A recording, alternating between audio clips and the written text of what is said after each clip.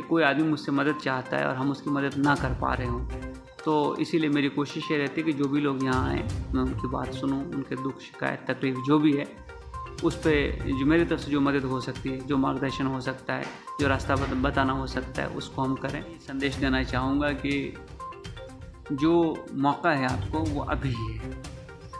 ये वक्त गुजर जाएगा, ये मौका निकल जाएगा हाथ से, और हर आदमी को कोशिश वही करनी चाहिए जैसा मैंने कहा कि जो मुझे मिला है वो इम्पोर्टेंट नहीं है, मैं क्या छोड़ के जाता हूँ वो इम्पोर्टेंट है। दुख आएगी, तकलीफ़ आएगी, धोखे मिलेंगे, रिश्तेदारियाँ टूटेंगी, रिश्ते ख़राब होंगे, लेकिन हमको एक बेहतर इंसान बनने की कोशिश हमेशा कर। तमाम लोगों को जिनके इस रमज़ान का महीने को ऑब्ज़र्व किया है, रोज़े रखे हैं, यही कहना चाहूँगा कि रमज़ान में आपने अपने ऊपर बहुत सारा डिसिप्लिन लागू किया है, आपने खाने पीने से ख़ुद को रोका है, आपने बहुत सारी बुराइयों से ख़ुद को रोका है।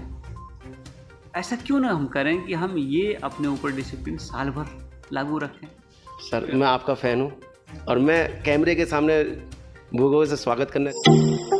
नमस्कार, मैं हूँ एम ए बर्नी और आज हम पहुँच चुके हैं मुंबई पुलिस कमिश्नर ऑफिस कैसर खालिद साहब के साथ। कैसर खालिद साहब का जो इतिहास देखा जाए तो एक IPS अधिकारी हैं और दिल्ली रेलवे पुलिस के कमिश्नर हैं, और इन्होंने मुंबई में आने के बाद में काफ़ी हद तक लोगों को राहत पहुंचाई, क्योंकि एक ट्रस्ट भी चलाते हैं और ट्रस्ट के माध्यम से इन्हों का जो मुहिम है ये बहुत अच्छी चल रही है और लोगों ने इनकी बहुत तारीफ़ की है।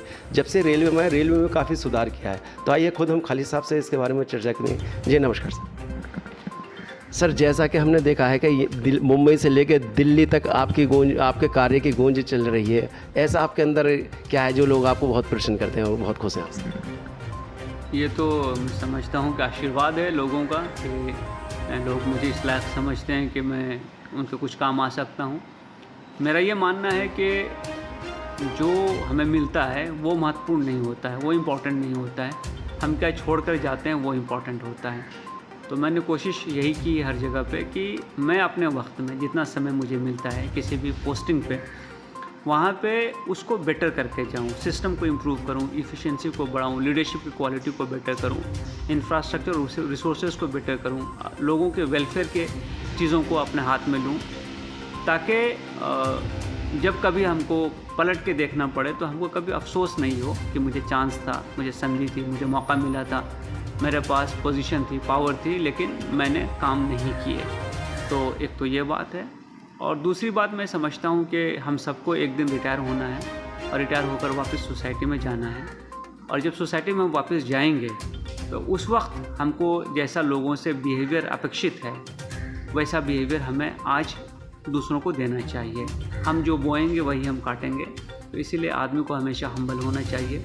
ऐसा मेरा मानना है कि हम लोग ह्यूमिलिटी के साथ, प्यार के साथ, एम्पैथी के साथ अगर कामों को करें, अगरचे हम सब 100% सॉल्यूशन नहीं दे सकेंगे, लेकिन फिर भी किसी को ये शिकायत नहीं होगी कि वो हमारे पास आए और हमने उनको मदद करने की कोशिश नहीं की। सर जैसा कि हमने देखा कि मीडिया ज़्यादातर पुलिस के खिलाफ रहती है, मगर हमने यहाँ उल्टा देखा आकर के। सर हम दिल्ली से चल कर आप ऑफिस तक पहुँचे हैं और मैं धन्यवाद उनको भी देना चाहता हूँ जिन्होंने आपसे मिलाया, जिन्होंने हमें। तो सर ऐसा क्या है कि मीडिया में आप सुर्खियों में रहते हैं और कोई मीडिया वाला आपकी बुराई करने को तैयार नहीं है और आपकी तारीफ़ ही दिखाता है? अगर आप देखिएगा मीडिया में जो भी न्यूज़ छप रही है वो हमेशा काम के बारे में होती है। एज अ पर्सन मैं अपनी कोई शोहरत चाहूँ, ये मेरा कभी इरादा नहीं रहा और मेरी कभी कोशिश नहीं रही। हाँ, हम जो काम करते हैं वो ज़रूर लोगों के नज़रों में लेके आते हैं, हम लोगों से सजेशन भी लेते हैं और हम कैसे बेटर कर सकते हैं और कैसे इम्प्रूव कर सकते हैं। तो बेसिकली हमारी कोशिश ये है कि जो यहाँ IPS लगा हुआ इंडियन पुलिस सर्विस, इसमें शब्द सर्विस है, तो ये सर्विस वाला जो शब्द है ना, तो हम इस चीज़ को ज़रूर अदा करें, इसका हक़ अदा करें। हम लोगों की सेवा के लिए हैं, तो लोगों को हमसे सेवा मिलती रहनी चाहिए, उनको फ़ायदा होना चाहिए और उनके दुख कम होने चाहिए, उनके आंसू पोंछे जाने चाहिए। ये कोशिश हमारी रही है पुलिस में भी, और जो मुझे थोड़ा खाली वक्त मिलता है ऑफिस आवर्स के बाद में, ड्यूटी आवर्स के बाद में भी, तो उसमें भी मेरी कोशिश ये रहती है कि समाज के जो सबसे दबे कुचले पिछड़े वर्ग हैं उनके लिए हम कुछ कोशिश करें, उनको अपलिफ्ट करने की कोशिश करें। जैसे हम लोग यहाँ तक पहुँचे हैं, उस समाज से भी बच्चे यहाँ तक पहुँचे, बल्कि इससे आगे जाएं। तो इसके लिए मैं बहुत बार उनके जो है करियर काउंसलिंग के सेशन, उनके एजुकेशन के सेशन, उनके डाउट रिमूवल के सेशन, जनरल मोटिवेशन के सेशंस ये मैं लेता हूँ। स्कूल्स में जाता हूँ, कॉलेजेस में जाता हूँ और मेरी कोशिश ये होती है कि हमारे ज़रिए बच्चों को कुछ फ़ायदा हो। सर जैसा कि जानकारी मिली है मनोज को कि आप कोई ट्रस्ट भी चलाते हैं। हमने 2 संस्थाएं बनाई हैं, पासवान यादव मुंबई और जशन यादव दिल्ली। ये संस्थाएं जो हैं ये harmony through culture and literature इस पे काम करते हैं कि समाज में लोगों के बीच जो अंडरस्टैंडिंग है, जो बंधु भाव है, जो एकता है वो बढ़े और उसके लिए कल्चर बहुत इम्पोर्टेंट है। हम भारतीय भाषाओं में भारतीय कल्चर के चीज़ों को लोगों के सामने लेकर आते हैं और उसके माध्यम से हम समाज के लोगों को जोड़ते हैं और वहाँ से हमारा पैगाम ये जाता है कि हम सब एक देश के नागरिक हैं, हम सब इस मिट्टी के रहने वाले हैं। हमारा आपस में जो रिश्ता है वो अखुवत का है, मोहब्बत का है, प्यार का है, बंधुत्व का है और हमको इसको हमेशा याद रखना चाहिए कि हम साथ मिलकर रहेंगे तभी हम मजबूत रहेंगे। हम अच्छाइयों की तरफ बुलाने वाले लोग बने, हम बुरी चीज़ों से रोकने वाले लोग बने और हम अपनी जो धरोहर है, हमारा जो हेरिटेज है उसको सम्मान करके, उसको प्रोटेक्ट करके, उसको प्रिजर्व करके उसको आने वाले जनरेशन तक ट्रांसफ़र करने के लिए कारणीभूत हूँ। सर जैसा कि हमने यहाँ पर आकर के देखा है, मैं बहुत अधिकारियों के बीच में जाता हूँ, काफ़ी लोगों के बीच जाता हूँ, लेकिन मैंने देखा एक SHO से, एक इंस्पेक्टर से मिलना बड़ा टेढ़ा हो जाता है। लेकिन आप मुंबई में एक महानगर जो भारत का है उसके अंदर कमिश्नर है, आपसे मिलना एक इतना आसान है। आप डायरेक्ट आपके गेट पर आकर बैठ जाइए, पर्ची दीजिए, आपसे मिल लीजिए। तो ये सर आपने जो डायरेक्शन दे रखी है ये क्या सोच के दे रहे हैं? इसलिए कि हमारे पास कौन आता है, कोई आदमी फालतू तो आता नहीं है। कोई परेशानी हुई है, कोई दुख है, कोई तकलीफ़ है तभी हमारे पास आते हैं। जो आदमी कोई तकलीफ़ में हो अगर हम उसको नहीं मिले तो मैं समझता हूँ कि ये जो मॉरलिटी है ये इसके ख़िलाफ़ होगा कि कोई आदमी मुझसे मदद चाहता है और हम उसकी मदद ना कर पा रहे हों। तो इसीलिए मेरी कोशिश ये रहती है कि जो भी लोग यहाँ आएँ मैं उनकी बात सुनूँ, उनके दुख, शिकायत, तकलीफ़ जो भी है उस पर जो मेरी तरफ से जो मदद हो सकती है, जो मार्गदर्शन हो सकता है, जो रास्ता बताना हो सकता है उसको हम करें और वो आदमी यहाँ से जब जाए तो वो सेटिस्फाइड होकर जाए, तो उसको ये लगे कि उसकी बात सुनी गई है, उसकी मदद की गई है। सर एक मेरा पर्सनल सवाल है, मैं मीडिया और जनता और देश के नागरिकों को और अधिकारियों को बताना चाहता हूँ। एक पर्सनल सवाल है आपसे सर, वो मैं पूछ नहीं सकता लेकिन फिर भी मेरा मन कर रहा है पूछ लूँ आपसे। सर माशाल्लाह आप पोस्ट पर हैं और माशाल्लाह खूबसूरती का राज ये बोलने का। देखिए मैं समझता हूँ कि हर आदमी को अपने सेहत पे ध्यान देना चाहिए और अपने खाने पीने पे भी ध्यान देना चाहिए और हाथ रोक के रखना चाहिए। क्या होता है कि इच्छाएं, ख्वाहिशें, आरजुएं, तमन्नाएं, डिज़ायर्स ये तो अनगिनत और बेहिसाब हैं। अगर हम उसके पीछे भागेंगे तो हम अपनी सेहत का भी नुकसान करेंगे, अपनी पर्सनालिटी का भी नुकसान करेंगे। तो हमको थोड़ा सा एक डिसिप्लिन के अंदर रहना बहुत ज़रूरी है। जैसे अब मैं आपको बताऊं कि मैं 2 ही वक्त का खाना खाता हूं और मैं 20 घंटे की फास्टिंग मेरी चलती है। अभी तो रमज़ान चल रहा है तो 24 घंटे की चल रही है, 1 वक्त खाना मेरा हो रहा है अभी। तो खाना जो है वो ज़रूरी है, लेकिन खाना ही ज़िंदगी के लिए सब कुछ नहीं है। एक्सरसाइज भी ज़रूरी है, अपना ध्यान रखना भी ज़रूरी है, स्ट्रेस कम लेना भी ज़रूरी है और जो होता है वो अच्छे के लिए होता है। मैं इसको मान के चलता हूँ। ज़िंदगी में आजमाइश तो हर आदमी की आती है, तकलीफ़ परेशानी हर आदमी के साथ है, लेकिन मुझे ये लगता है कि मैं हमेशा पीछे देखता हूँ, आज से 25 साल पहले मैं कहाँ था और आज कहाँ हूँ। तो मुझे लगता है कि 25 साल में भगवान ने मुझे बहुत ऊंची जगह पे पहुँचा दिया है, तो मुझे कोई शिकवा शिकायत नहीं होना चाहिए। तो यही कारण है कि थोड़ा सा जो मुझे आप मेरे चेहरे पे भी देखते होंगे या मेरी सेहत का भी देखते होंगे, तो मैं एक डिसिप्लिन को मान के चलता हूँ और अपनी इच्छाओं को मिनिमम पे रखता हूँ और कोशिश ये करता हूँ कि मैं जब भी कभी बुरे वक्तों में हूँ, परेशानी में हूँ, तो मैं उस वक्त को याद करूँ जिस वक्त मैं कुछ नहीं था। तो उससे तो आज मैं बहुत बेटर कंडीशन में हूँ। सर एक लास्ट सवाल है सर कि आपने कोई ऐसा जनता के लिए एक ऐसा बताएं जो आपने एक ऐतिहासिक केस सॉल्व किया हो। बहुत सारे केसेस हमने सॉल्व किए हैं और 25 सालों में तो उनकी तादाद सैकड़ों बल्कि हज़ारों में होंगी।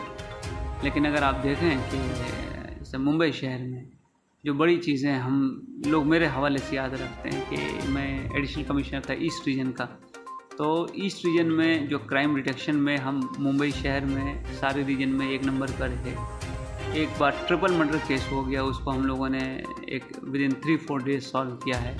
बहुत सारे सेंसेशनल केसेस, बहुत सारे अंडरवर्ल्ड से रिलेटेड केसेस हम लोगों ने सॉल्व किए हैं और सोमालियन पायरेट का केस, अगर आपको याद हो कि एक ज़माने में बहुत सारे पायरेट्स जो है वो हमला करते थे हमारे जहाज़ों पे, और उन सबको 7 साल की पनिशमेंट हुई यहाँ पे, पनिशमेंट काट के वो यहाँ से गए।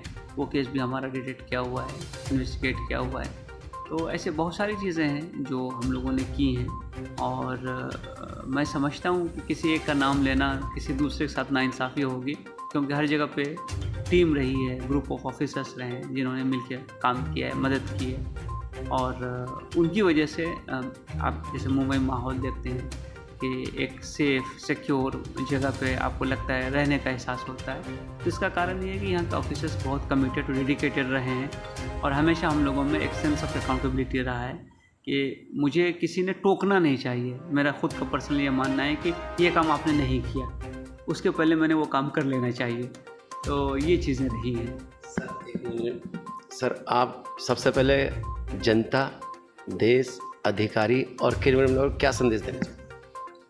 मैं तो यही संदेश देना चाहूँगा कि जो मौका है आपको वो अभी है।